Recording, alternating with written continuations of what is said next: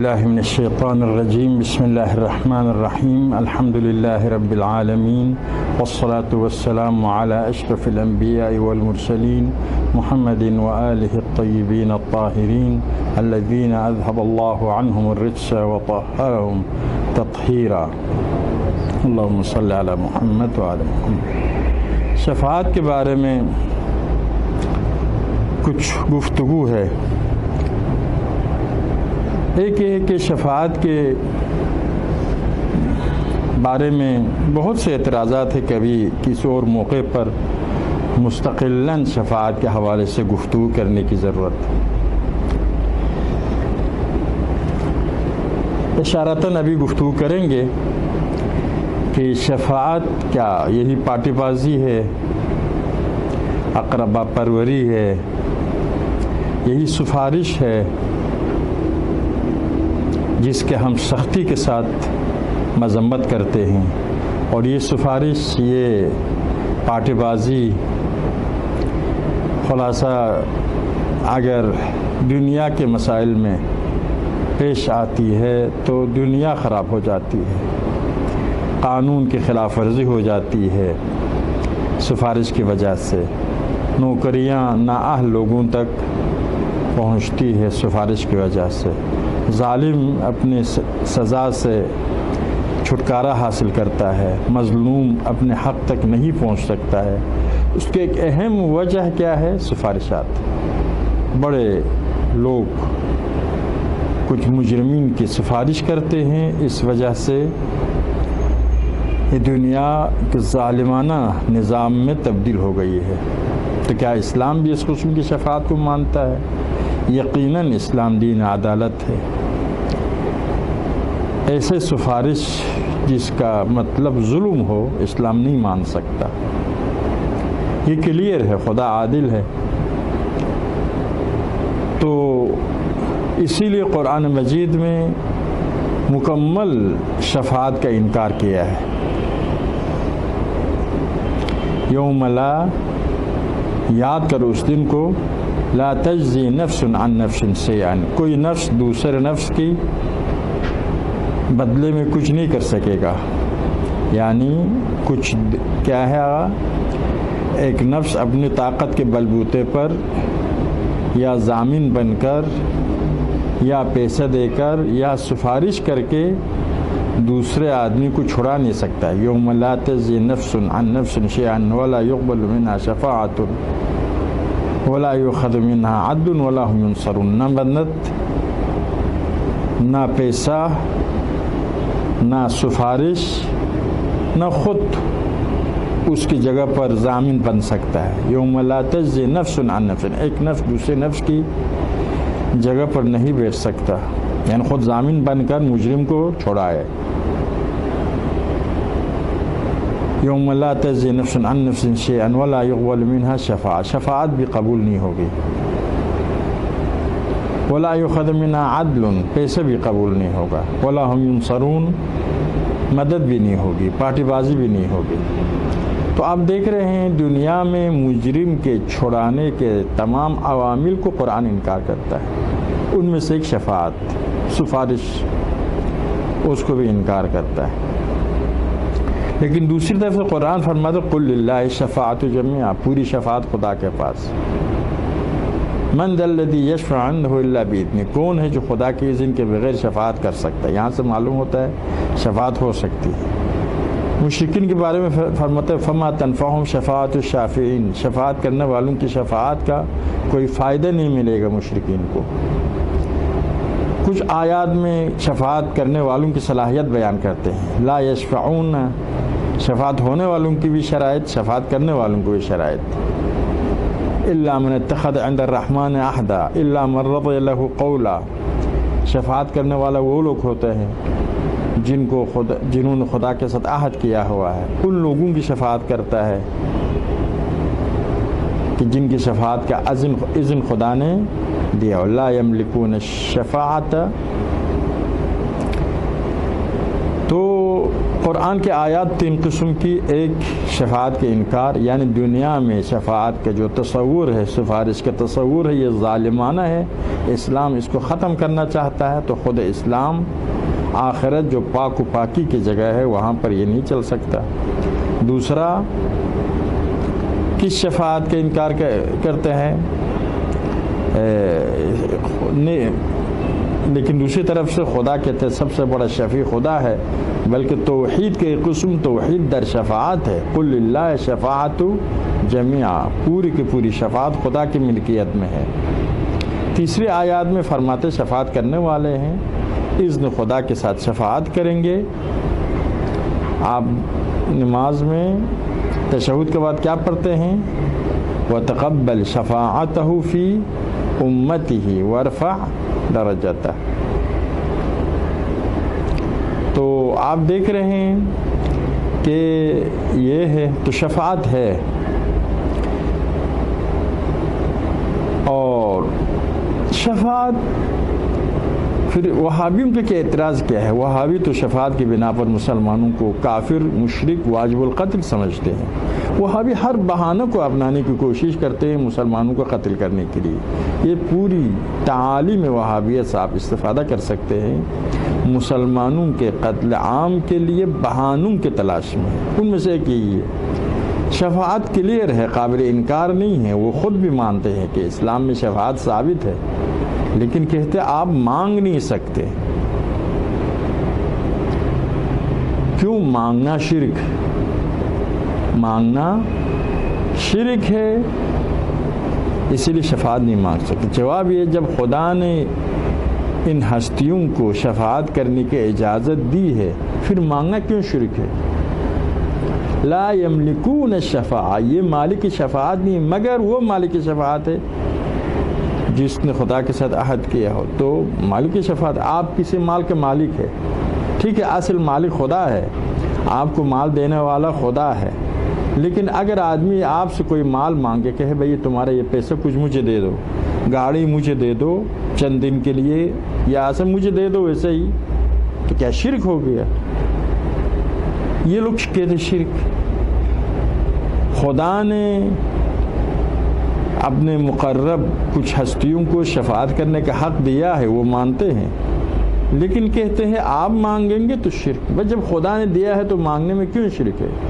دوسرے جو کچھ خدا نے آپ کو دیا ہے اگر وہ مانگا جائے تو شرک نہیں ہے۔ یہ مسئلہ ہے، معنی نہیں رکھتا ہے۔ اب دلائل آگے چل کر عرض کریں گے آپ کی خدمت میں۔ تو اسی بنا پر کہنے کا مقصد یہ ہے کہ اسی معمولی سی بات پر سارے مسلمانوں کو قتل عام کرتے، کہتے ہیں مانگنا دعا ہے، دعا عبادت ہے۔ ہم نے وضاحت کہ ہر مانگنا دعا نہیں، ہم ایک دوسرے سے مال مانگتے ہیں، کیا یہ دعا ہے؟ کیا شرک ہے؟ مانگنا دعا ہے، دعا عبادت ہے، اور غیر خدا سے مانگنا خود غیر خدا کے عبادت شرک ہے۔ یہ تو ہم نے ثابت کیا، مانگنا عبادت نہیں ہے۔ آپ ایک دوسرے سے چیزیں مانگتے تو عبادت کر رہے ایک دوسرے کی۔ عبادت کے معنی ان کے سمجھ میں نہیں آیا، انہوں نے عبادت کو عربی ڈکشنری سے لیا ہے، عربی لغت کی کتابوں سے لیا ہے۔ لغت کی کتاب علم اصول میں ثابت ہے، حجت نہیں ہے۔ ایک دوسری بات یہ ہے کہ لغت کی کتاب میں جو معنی ہے شریعت میں اس میں تبدیلی لایا ہے۔ بہت سے الفاظ ایسے ہیں جو شریعت میں آنے کے بعد تبدیل ہوا ہے، ان میں سے ایک لفظ عبادت ہے۔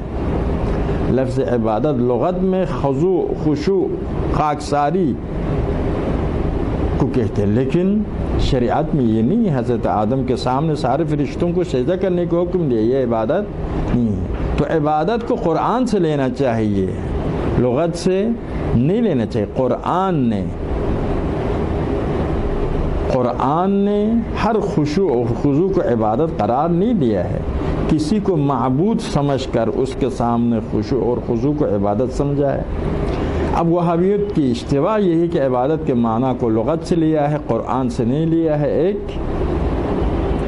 اور ہر خشوع و خضوع کو عبادت سمجھتا ہے، اسی لیے کسی کے سامنے خضوع و خضوع کریں گے آپ اس کی عبادت کرتے، ابھی شفاعت مانگیں گے پیغمبر سے، امام سے، در حقیقت یہ ان سے مانگنا ہے، مانگنا خشوع و خضوع ہے، خشوع و خضوع شرک ہے، یہ جہالت کی باتیں عرض کے مسئلہ کچھ اور اہداف و مقاصد ہے، آپ کی خدمت میں آگے چل کر عرض کریں گے کہ اتنی جہالت کا مسئلہ نہیں ہے، کچھ اور اہداف، سیاسی اہداف و مقاصد کے تحت ایسے معنی کرتے ہیں۔ تو حقیقت شفاعت یہ ہے کہ خدا اپنی رحمتیں انسانوں پر نازل کرنا چاہتا ہے، انسانوں پر خدا کے رحمت نازل ہوتا ہے اسباب و وسائل کے ذریعے۔ ایک لقمہ روٹی کے لیے خدا رازق ہے، ایک لقمہ روٹی دینے کے لیے کیا کرتا ہے؟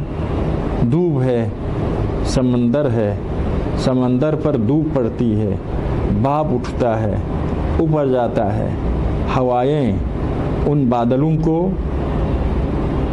حرکت دیتی ہے، یہ بادل جب ٹھنڈ جگہ پر پہنچ جائے پہاڑوں کے نزدیک تو بارش میں، برف میں تبدیل ہو جاتے ہیں، پھر وہ نہروں کی شکل میں جاری ہوتا ہے، زرخیز زمینوں پر آتا ہے، کسان اپنے مفاد کے لیے اس کی کھیتی باڑی کرتے ہیں، پھر اس کو بیچتے ہیں بازار اور ہم خرید کر کھانا پکا کر کھاتے ہیں۔ آپ دیکھ رہے ہیں اتنی سسٹم ہے، خدا رازق ہے لیکن اس سسٹم کے مطابق خدا اپنا رزق انسانوں پر نازل کر رہا ہے۔ آخرت میں بھی خدا اپنی رحمت نازل کرتا ہے سسٹم کے تحت۔ اب اللہ ان یجری الامور الا باسبابها، امام جعفر صادق فرماتے ہیں خدا امور کو جاری نہیں کرتا ہے مگر ہر شے کو اپنے سبب کے ذریعے جاری کرتا ہے۔ آپ سیراب ہونا چاہتے پانی پیو، اگر سیر ہونا چاہتے کھانا کھاؤ، اگر علم حاصل کرنا چاہتے تو محنت کرو، ہر شے کے لیے اپنا کیا ہے؟ سبب۔ تو آخرت میں بھی رحمت خدا اسباب کے ذریعے جاری ہے، دنیا میں بھی رحمت خدا انبیاء اور ائمہ کے ذریعے رحمت معنوی انسانوں تک پہنچا ہے۔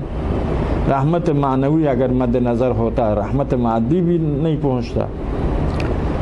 اور آخرت میں بھی رحمت خدا، جنت خدا کس کے ذریعے انسانوں تک پہنچتا ہے؟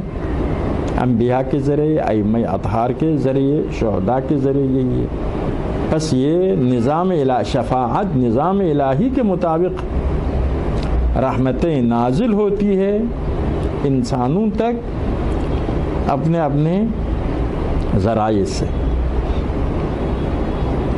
عرض کی دنیا میں جو سفارش ہے شفاعت ہے اور اسلام میں جو شفاعت ہے اس میں فرق ہے۔ دنیا کی شفاعت ظلم ہی ہے، ایک مجرم، قاتل، پیشہ ور، غنڈہ، ڈاکو بڑا جرم کرتا ہے، پھر ملک کے کسی با اثر شخصیت کے پاس جاتا ہے، کہتا ہے میں نے فلان آدمی کو قتل کیا، آپ سفارش کریں۔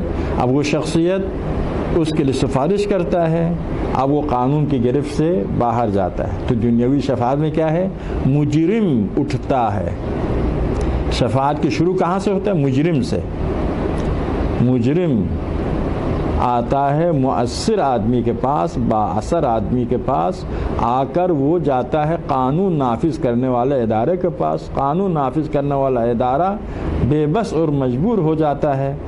تو یہاں کی شفاعت قانون شکن ہے، امن و امان نابود کرنے والا ہے، عدالت نابود کرنے والا ہے، قانون ختم کرنے والا ہے۔ دنیاوی شفاعت انسانیت کے راہ میں، عدالت کے راہ میں، ترقی کے راہ میں، امن و امان کے راہ میں بڑی رکاوٹ ہے، مظلوموں کا قاتل ہے، ظالمین کے لیے دادرس ہے۔ یہ اسلام کے لیے بالکل قابل قبول نہیں ہے۔ لیکن اخروی شفاعت کچھ بالکل اس کے الٹ ہے۔ خود خدا اپنی رحمتیں، یہ چلے گا، خود خدا اپنی رحمتیں نازل کرنا چاہتا ہے بندے پر۔ خود خدا اپنی رحمتیں بندے پر نازل کرنا چاہتا ہے۔ نازل کرنے کے لیے خدا فرماتا ہے کہ میں اپنی رحمتیں ان بندوں پر نازل کرتا ہوں جن میں اہلیت ہے۔ بارش رحمت خدا ہے، نازل ہوتی ہے اور ہر جگہ کو سیراب کرتی ہے، لیکن جن میں اہلیت ہو ان کو فائدہ ہوتا ہے. شورزار زمین کو کوئی فائدہ نہیں ہوتا ہے, بند برتن کو کوئی فائدہ نہیں ہوتا. جس میں اہلیت ہے خدا کی یہ رحمت نازل ہوتی ہے. رحمت تو سب کے لیے ہے, لیکن جن میں اہلیت ہے ان کو فائدہ ہوتا ہے. شفاعت بھی یہ رحمت خدا ہے. البتہ دنیا میں رحمت رحمانیہ ہے, آخرت میں رحمت رحیمیہ ہے. شفاعت رحمت رحیمیہ یعنی وہ رحمت جو آخرت میں ہے اس کا مظہر ہے. تو خدا کہتا ہے میں شفاعت میں معاف کرنا چاہتا ہوں اپنے ان بندوں کو جنہوں نے گناہ کیا ہے لیکن اپنا رابطہ خدا سے مکمل منقطع نہیں کیا ہے, ان کو معاف کرنا چاہتا ہوں. تو نبی سے امام سے کہتا ہے کہ آپ سفارش کریں ان بندوں کی جنہوں نے اپنی انسانیت کو گم نہیں کیا ہے, خدا کے ساتھ رابطہ کو مکمل منقطع نہیں کیا ہے. خدا کے ساتھ رابطہ ان اللہ لا یغفر ان یشرک بہ, شرک کو خدا کبھی معاف نہیں کرتا ہے. شرک کو خدا ما للظالمین من شفیع, ظالموں کے لیے بھی کوئی شفاعت کرنے والا نہیں ہے. یعنی کچھ لوگ جنہوں نے شفاعت کے لیے اپنے اندر اہلیت رکھی ہے ان کی شفاعت کرنے کا خدا حکم دیتا. خدا فرماتا ہے میں رحمت نازل کرنا چاہتا ہوں ان بندوں کے اوپر جنہوں نے اپنا رابطہ مکمل منقطع نہیں کیا ہے. شرائط شفاعت یعنی شرطیں رکھی, جن کے اندر یہ شرطیں ہو ان کی شفاعت ہو سکتی ہے. فرض کیجئے 33 نمبر 5 نمبر ہے تو کہتا ہے کہ اگر کسی نے 28 نمبر لیا اس کا نمبر 33 تک پہنچاؤ, لیکن کسی نے 5 نمبر لیا اس کا نمبر 33 تک کوئی نہیں پہنچاتا ہے. کہتا ہے آپ کالجوں میں یونیورسٹیوں میں دیکھیں اگر 33 نمبر 5 نمبر ہے تو کیا ہے 28-30 نمبر لینے والے اگر کچھ نمبرات میں 30-28 نمبر لیا ہے, کچھ چند 3-4 نمبر کم لیا ہے, اس کو مراعات کر کے نمبر بڑھاتے. ٹھیک ہے, لیکن سارے نمبر کم ہو تو پھر نہیں بڑھاتے. یہ اہم مضامین میں کم ہو پھر بھی نہیں بڑھاتے. اسی لیے شرک ہو, کفر ہو, قتل ہو وہاں پر شفاعت نہیں ہو سکتی ہے. یا مستخف بھی نماز ہو وہاں شفاعت, نماز کو ہلکے سمجھنے والا وہاں شفاعت نہیں ہو سکتی. جناب کیا ہے ام فروت غالباً ابھی امام ششم کی زوجہ جب جابر آئے آپ سے ملنے کے لیے یا ابو بصیر آئے کہ امام کی وفات کے بعد تعزیت دینے کے لیے, فرمایا ابو بصیر کاش تم ہوتے اس وقت جب امام نے سب کو بلایا اور کہا کہ اپنے تمام رشتہ داروں کو عزیزوں کو, فرمایا ہماری شفاعت پہنچ نہیں سکتی اس تک جو نماز کو ہلکی سمجھتا ہے, اہمیت نہیں دیتا. ممکن ہے پڑھتا بھی ہو لیکن اہمیت نہیں دیتا ہے. تو جنہوں نے اپنے اندر اہلیت برقرار رکھی ہے ان پر خدا رحمت نازل کرنا چاہتا. پس یہ شفاعت کا شروع کہاں سے ہو گیا؟ خدا کی طرف سے ہوا ہے, مجرم کی طرف سے نہیں ہوا. رحمت خدا کا تقاضا ہے, وہاں پر مجرم کے جرم کا تقاضا تھا. یہاں پر شفاعت رحمت ہے. رحمت کتب ربکم علی نفسہ الرحمہ, تمہارے پروردگار نے اپنے اوپر رحمت کو واجب قرار دی ہے. تو یہ شفاعت رحمت خدا کا کیا ہے؟ لازمہ ہے. خدا کہتا ہے پیغمبر سے, امام سے کہ آپ ان شرائط رکھنے والوں کی شفاعت کر سکتے, اور پھر نبی اور امام اس کی شفاعت کرتے ہیں, اور وہ جو جہنم کا مستحق تھا جنت کا لائق بن جاتا ہے. تو یہاں پر اس میں کوئی خرابی نہیں ہے, قانون شکنی بھی نہیں ہے, بلکہ اس کا فائدہ ہے. فائدہ کیا ہے؟ آدمی کو جب پتہ چلتا ہے کہ میں پیغمبر, امام, شہداء, علماء کے ذریعے شفاعت پا سکتا ہوں, خصوصاً پیغمبر اور ائمہ اطہار, تو آدمی کی طبیعت یہ ہے کہ میں ان کے ذریعے جہنم کی عذاب سے نجات حاصل کر سکتا ہوں. جب یہ سن خود بخود اپنا رابطہ برقرار کرے گا کس کے ساتھ؟ پیغمبر کے ساتھ، امام کے ساتھ، علماء کے ساتھ، صلحاء کے ساتھ۔ شفاعت کا ایک فائدہ کیا ہے؟ یہ مجرم گناہگار آدمی جب سنتا ہے کہ میری شفاعت پیغمبر کرے گا، ائمہ کریں گے، تو خود بخود اپنا رابطہ ان کے ساتھ برقرار کرتا ہے۔ ان کے ساتھ رابطہ برقرار کرنے سے ان کے تعالیم کی طرف متوجہ ہوتا ہے، ایک پھر اس کاروان میں شامل ہو جاتا ہے جو کاروان اہل حق، امام کے ماننے والے کاروان میں شامل ہو جاتا ہے اور دوستوں کا اثر ہوتا ہے۔ ابھی آپ دیکھیے کہ آدمی زوار کے کاروان کے ساتھ جا کے زیارت کر کے آئے، اس میں تبدیلی آ جاتی ہے۔ اگر تبدیلی نہیں آئی تو سمجھ لینا وہ امام کی زیارت کے لیے نہیں گیا ہے، کسی اور مقصد کے ساتھ گیا ہے۔ تو یہ باعث بنتا ہے انسان خدا، پیغمبر، امام، علماء، شہداء کے ساتھ رابطہ مضبوط ہو جائے، کاروان اہل حق میں شامل ہو جائے۔ اور فائدے بھی ہے، اور وہ فائدہ کیا ہے؟ وہ یہ ہے کہ انسان کو امید ملتی۔ توبہ کے ایک اہم مقصد امید دینا نا، آخری لمحہ تک مایوس مت ہو جاؤ۔ شفاعت کا مطلب بھی یہی امید دینا ہے۔ شفاعت کا مطلب بھی امید دینا ہے کہ آپ کے شفاعت کرنے والے ہیں، مایوس ہونے کی ضرورت نہیں ہے۔ امید بہت اہم چیز ہوتی ہے۔ بس اس کے رحمت خدا ہونے کے علاوہ دنیا ہی میں آپ کے اوپر اثرات ہے، اہل حق کے ساتھ محبت بڑھ جاتی ہے، پیغمبر و امام کی محبت بڑھ جاتی ہے۔ تو یہ بہت سے ایسے فوائد ہیں جو فی الحال اس کے موقع نہیں ہے۔ تو اسی لیے اسلام نے شفاعت کو برقرار رکھا ہے، کیونکہ شفاعت کا ہدف خود دنیا ہی میں آدمی کو راہ راست پر۔ امام حسین سب سے بڑے شفیع ہے، کیا مطلب؟ یعنی عزاداری حسین کی وجہ سے سب سے زیادہ لوگ دنیا ہی میں شفاعت حاصل کرتے۔ امام حسین سب سے بڑے شفیع ہے ائمہ کے درمیان۔ اس کی وجہ کیا ہے؟ یعنی اسی دنیا میں، آخرت سے پہلے اسی دنیا میں سب سے زیادہ لوگوں کی شفاعت امام کرتے۔ کیسا؟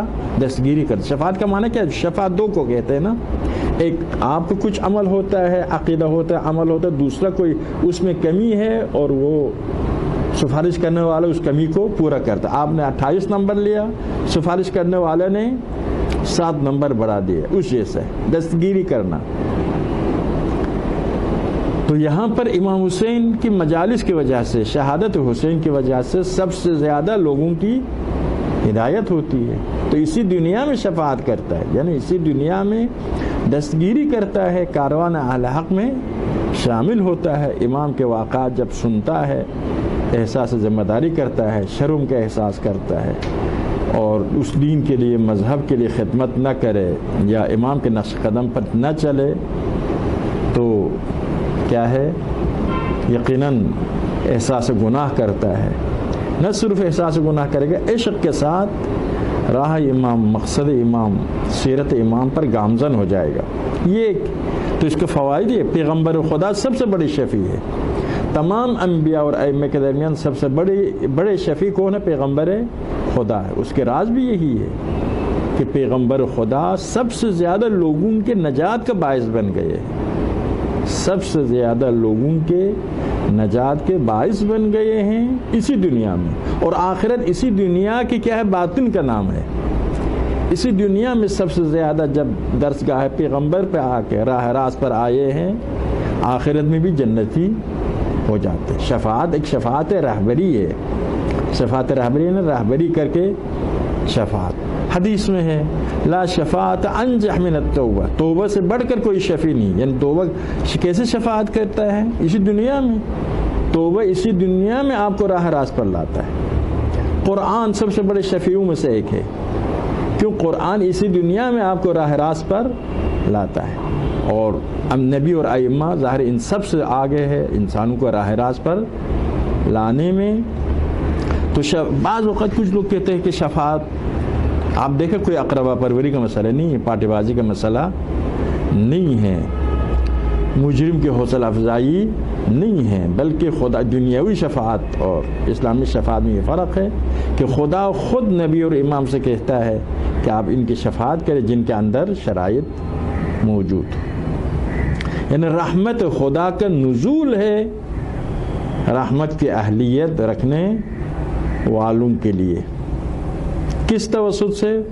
پیغمبر امام کے توسط سے. دنیا میں بھی اسلام، تشیع، قرآن، حدیث، تربیت، بلکہ عالم مادہ بھی، عالم کہ کل عالم مادہ خلق ہوا انسان کے لیے، انسان خلق ہوا ہے خدا کے لیے.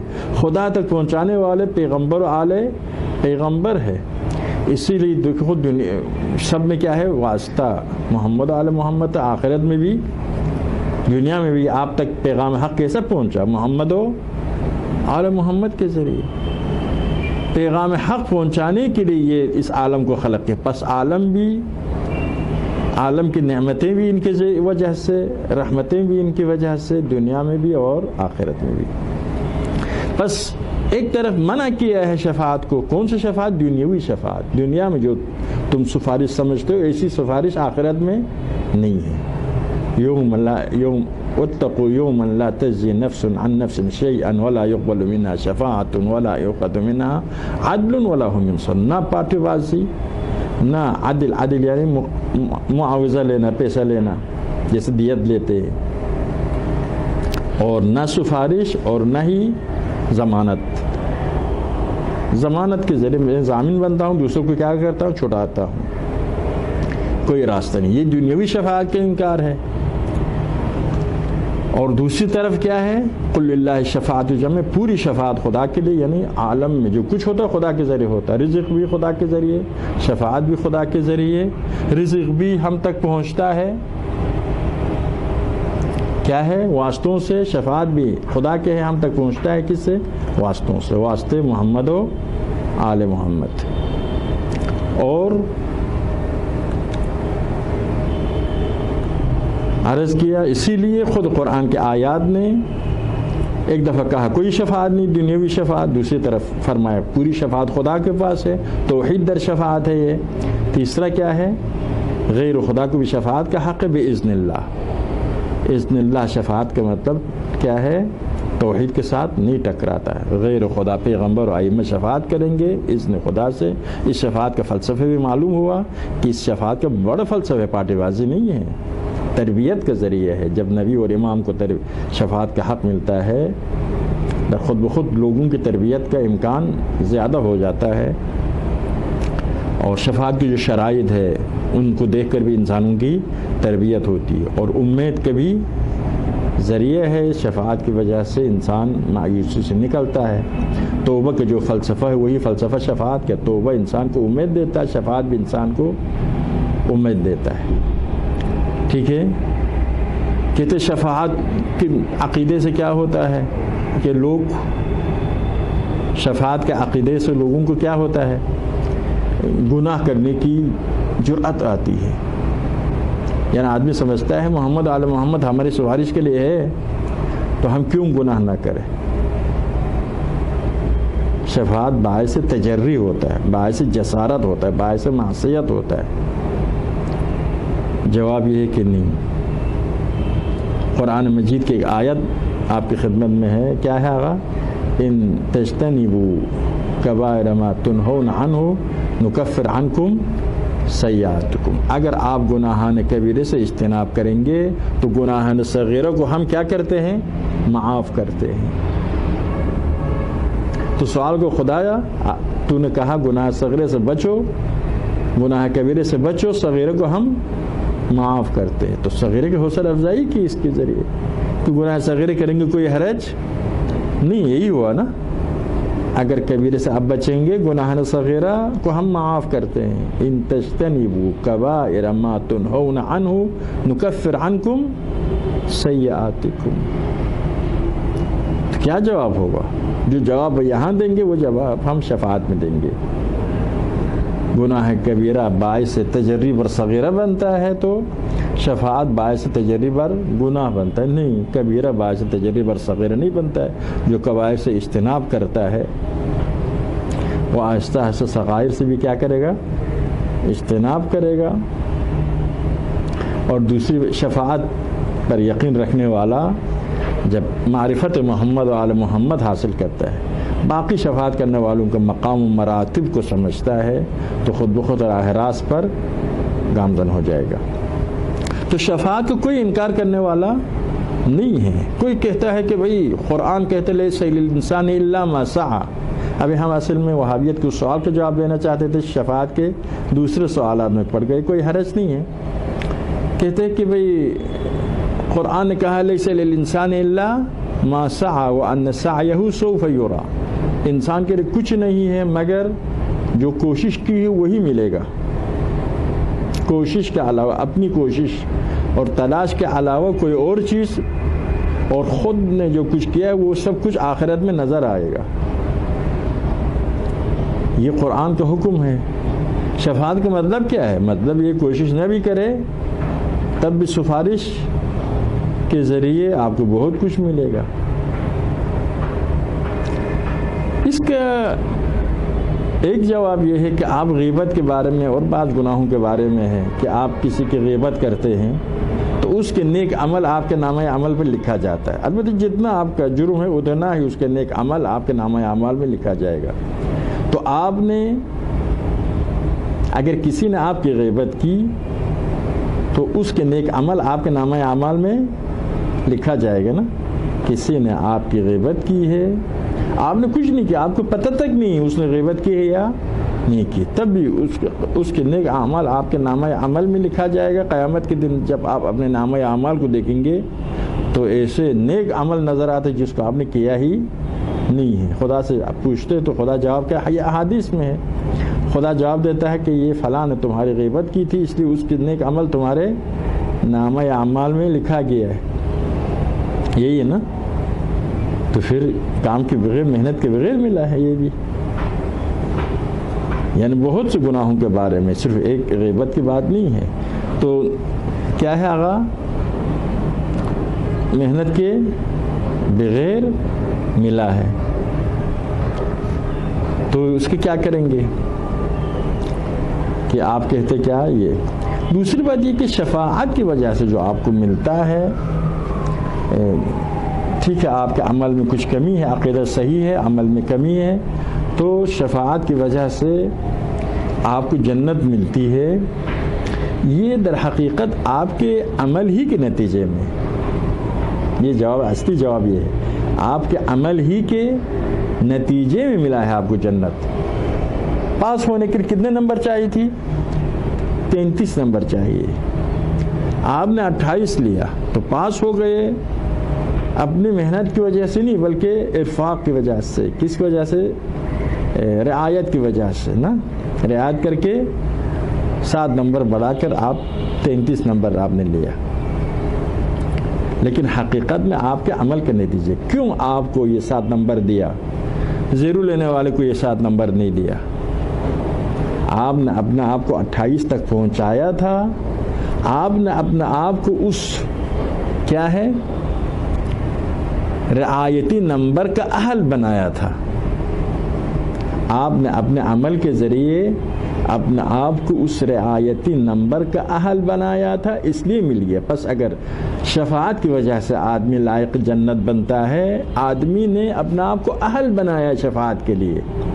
رحمت عام ہے، اقبال کے بالکل لینے والے نہیں، خدا کے یہ رحمت شفاعت عام ہے اس کے لیے جس کا عقیدہ صحیح ہے۔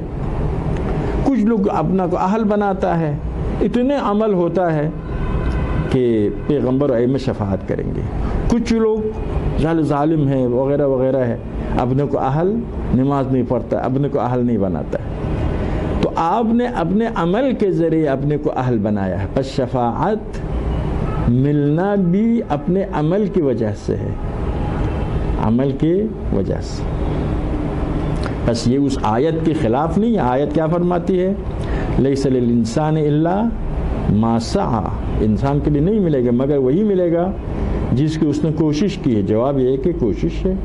ابھی اگر یہ آدمی شفاعت کی وجہ سے جنت جاتا ہے تو اپنی کوشش کی وجہ سے، اپنا عقیدہ صحیح کیا ہے، اپنا عمل بھی پاس ہونے کے قریب تک لے گیا ہے، اسی لیے جنت کا حقدار بن گئے، شفاعت کا حقدار بن گئے۔ کچھ لوگ کہتے ہیں کہ بھئی انسان شفاعت کے ذریعے جنت جانا سنت خدا کے خلاف ہے، خدا کیا کہتے ہیں؟ لن تجد سنت اللہ تبدیلا ولن تجد فلن تجد سنت اللہ تبدیلا یا تحویلا، دونوں لفظ قرآن میں موجود ہے۔ تبدیل و تحویل، تغیر خدا کی سنت میں پیش نہیں آتی ہے۔ تو آپ ابھی تک کیا تھے؟ جہنمی تھے۔ آپ کے عقیدہ عمل ملانے کے باوجود بھی جنت کے صلاحیت آپ کے پاس نہیں تھی۔ تو قانون الہی کے مطابق، سنت الہی وہی قانون الہی، قانون الہی کے مطابق آپ جہنم کے کیا ہے؟ مستحق ہے۔ تو ابھی سفارش کر کے جنت میں جانا کیا ہوا؟ یہ خلاف قانون الہی ہے۔ جہنمی تھے، مستحق جہنم تھے، تو ابھی آپ کیا ہو گئے؟ جنتی ہو گئے۔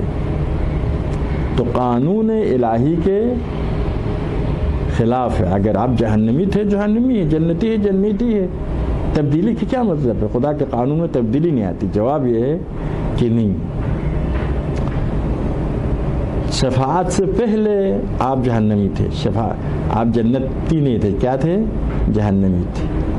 جب شفاعت کے لائق آپ بن گئے تو آپ جنتی ہو گئے۔ وہ دیکھیں 28 نمبر کے ساتھ کوئی اوپر کی کلاس میں نہیں جائے گا، فیل ہے۔ لیکن جب 28 نمبر پر 7 نمبر بڑھا دیا یا 5 نمبر بڑھا دیا تو کیا ہوا؟ یہ پاس ہو گیا۔ دیکھیں اسی طرح سے شفاعت سے پہلے آپ کا عمل اس کا لائق نہیں ہے، لیکن عمل کی وجہ سے آپ شفاعت کے لائق بن گئے۔ شفاعت کا لائق ہونے سے آپ جنت کے حقدار بن گئے۔ بس خدا کی قانون میں تبدیلی نہیں آئی، دوسرا قانون ہے۔ خدا قہار بھی ہے، خدا رحمان بھی ہے۔ خدا ہر عمل کی جزا و سزا دینے والا بھی ہے، اور خدا کیا ہے؟ غلبت رحمتہ غضبہ، خدا کے رحمت غضب پر غالب بھی ہے۔ یہ ہے نا، یعنی خدا کی ایک قانون نہیں ہے، قانون رحمت بھی ہے، قانون عذاب بھی ہے۔ قانون عذاب کا تقاضا یہ تھا یہ جہنمی ہو جائے، لیکن بشرط ہے وہ شروط ہے اگر جنت کے لائق نہ ہو، شفاعت کے لائق نہ ہو۔ ابھی جب شفاعت کا لائق نکلا اور شفاعت بھی ہو گئی، شفاعت ہونے کے بعد دعا آپ لیجئے۔ دعا کی کیا مطلب؟ اگر خدا آپ کو دینا تھا تو دینا چاہیے، جو آپ کی خواہش ہے اس کو خدا پورا کرنے والا ہو تو پورا کرنا چاہیے، نہیں کرنے والا ہو تو نہیں کرنا ہے، تو دعا کیوں کرے؟ لیکن دعا پر عیناً یہی اعتراض آئے گا۔ دعا اسلام میں ہے، کوئی مسلمان دعا کے منکر نہیں ہے۔ تو سوال یہی ہوتا ہے بھئی یہ جو دعا میں آپ مانگ رہے ہیں، خدا اگر اس کو تمہارے تقدیر میں لکھی ہے تو آپ کو مل جائے گا، دعا کرے یا نہ کرے۔ تقدیر میں نہیں لکھی ہے تو آپ کو نہیں ملے گا، چاہے دعا کرے چاہے دعا نہ کرے۔ جواب یہ ہے کہ والے دعا سے پہلے آپ کے تقدیر میں نہیں ہے، دعا کے بعد آپ کے اندر ایسی صلاحیت آ جاتی ہے کہ اس نعمت کا آپ حقدار ہو جاتا ہے۔ ان عند اللہ منزل لا تنال الا بالمسئلہ، حدیث میں ہے خدا کے پاس ایسا مقام و مرتبہ آپ کے لیے ہے جب تک آپ نہیں مانگیں گے وہ مقام آپ کو، یا خدا کے پاس مقام ہے دعا کی بات، وہ پیسے ملنے کے بعد نہیں، ایسا مقام اور درجہ آپ کے لیے ہے جب تک آپ دعا نہیں کریں گے تب تک اس درجے تک پہنچ نہیں سکتے۔ ٹھیک ہے، تو اس بدل گیا نہیں بدل گیا، دعا سے پہلے اور دعا کے بعد۔ اسی طرح سے شفاعت سے پہلے اور شفاعت کے بعد۔ شفاعت سے پہلے آپ لائق نہیں تھے، شفاعت کے بعد آپ لائق ہو گئے۔ بلکہ یہ عرض کروں شفاعت اور دعا میں شفاعت کیا ہے؟ آخرت میں پیغمبر و امام آپ کے حق میں خدا سے کہتے ہیں خدایا اس کو معاف فرما۔ دعا کیا ہے؟ اسی دنیا میں کہنا ہے نا۔ دعا کیا ہے؟ یا ابانا استغفر لنا، اولاد یعقوب نے یعقوب سے فرمایا، یا قرآن کی دوسری آیت میں فرماتا ہے وَلَوْ أَنَّهُمْ إِذْ ظَلَمُوا أَنفُسَهُمْ جَاءُوكَ وَاسْتَغْفَرَ لَهُمُ الرَّسُولُ اسْتَغْفَرُ اللَّهَ وَاسْتَغْفَرَ لَهُمُ الرَّسُولُ، اگر یہ ظالم آپ کے پاس آئے اور استغفار کرے اور رسول خدا بھی استغفار کرے خدا معاف فرمائے گا۔ تو دنیا میں خود وہابی بھی مانتے ہیں کہ شفاعت قابل ہے، دنیا میں دعا کر سکتے ہیں، دعا قبول بھی ہوگی۔ اسی لیے جہاں پر بھی شفاعت کے بعد توسل کے بعد ہے وہ کہتے نہیں اصل میں دعا تقدیر میں ہے، کہتے پیغمبر کی دعا دعا کو آپ مانتے، دعا اور توسل اور شفاعت میں کوئی فرق نہیں ہے۔ دعا میں کیا ہوتا ہے؟ پیغمبر دعا کرتا ہے خدایا اس بندے کی حاجت پوری کرے، یہی ہے نا۔ شفاعت میں کیا ہے؟ آخرت میں یہی دعائے پیغمبر و امام ہے، شفاعت آخرت میں یہی دعائے پیغمبر و امام ہے۔ توسل کیا ہے؟ توسل کیا ہے؟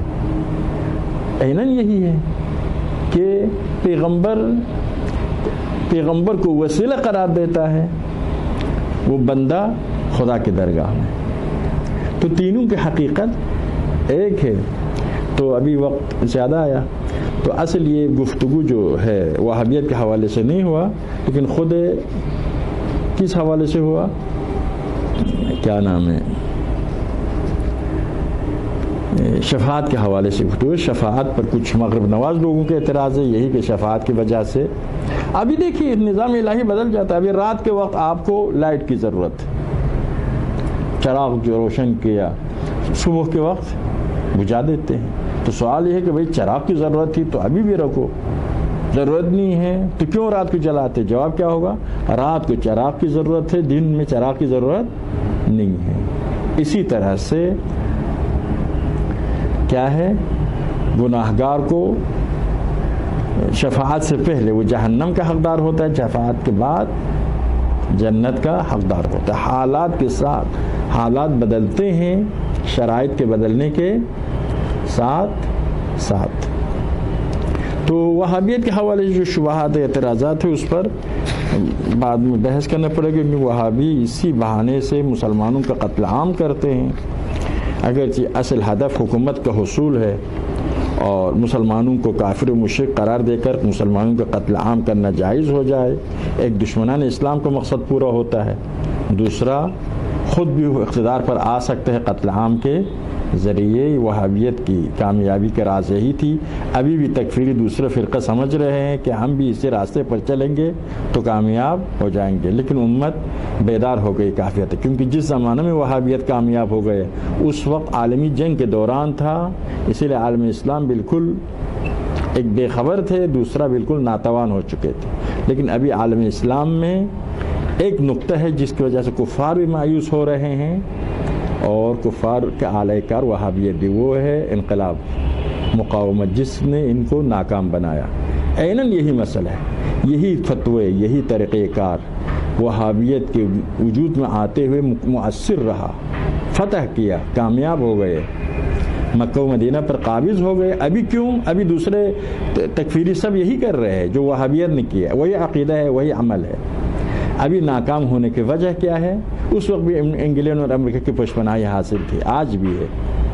ابھی اس وقت انقلاب نہیں تھا، ابھی انقلاب، اس وقت مقاومت نہیں تھی، ابھی مقاومت ہے، جس نے ان کو اور ان کے آقاؤں کو ناکام بنا دیا۔